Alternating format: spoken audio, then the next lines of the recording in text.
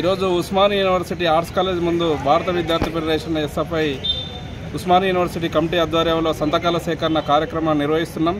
రాష్ట్ర ముఖ్యమంత్రి ఈ మధ్య కాలంలో ఉస్మానియా యూనివర్సిటీకి వచ్చి ఉస్మానియా యూనివర్సిటీ భవిష్యత్తు మారుతుంది, ఆక్స్ఫర్డ్ హార్వర్డ్ లాగా మారుస్తామని చెప్పారు.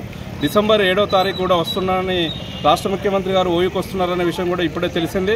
కాబట్టి రాష్ట్ర ముఖ్యమంత్రి గారు ఉస్మానియా యూనివర్సిటీ పర్యటన ముందు ఉస్మానియా యూనివర్సిటీలో ఉన్నటువంటి సమస్యల పరిష్కారం చేయాలని ఈరోజు విద్యార్థి సంఘాలుగా డిమాండ్ చేస్తున్నాం. ప్రధానంగా ఈ యూనివర్సిటీలో స్టూడెంట్ ఎలక్షన్లు నిర్వహించాలని కూడా ఈ సందర్భంగా కోరుతున్నాం. ఉస్మానియా యూనివర్సిటీ భవిష్యత్తు మారాలంటే గత టీఆర్ఎస్ ప్రభుత్వ పాలన నుంచి విద్యార్థి సంఘాలుగా 1000 కోట్ల రూపాయలు ఇవ్వాలని డిమాండ్ చేస్తున్నాం. ఈ రాష్ట్ర ముఖ్యమంత్రి కూడా మొన్న వచ్చి 1000 కోట్లు ఇస్తామని చెప్పాడు. ఇప్పటివరకు కూడా ₹1 కూడా ఇవ్వలేదు. రాష్ట్ర ముఖ్యమంత్రి గారు ఉస్మానియా యూనివర్సిటీ వచ్చే ముందే 1000 కోట్లు విడుదల చేసి ఉస్మానియా యూనివర్సిటీలో అడుగుపెట్టాలని కూడా ఈ సందర్భంగా కోరుతున్నాం. ఉస్మానియా యూనివర్సిటీలో అంత గ్రామీణ నేపథ్యం కలిగినటువంటి విద్యార్థులు ఉన్నారు.